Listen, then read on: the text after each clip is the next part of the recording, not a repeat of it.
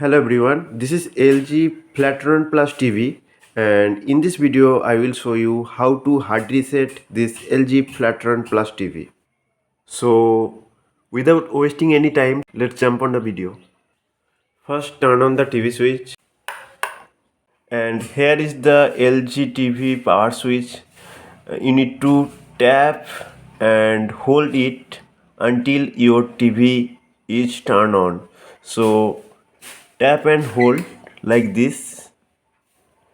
Don't release it until your TV screen is on.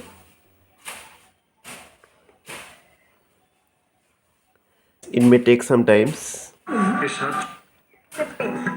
And you can see this. I can hear the TV sound. So in this way you can easily hard reset your LG Flatron Plus TV. So if you have any problem on your LG TV, you can easily do this by these steps. So hope you like this video. Subscribe my YouTube channel for more tips and tricks. Thanks for watching.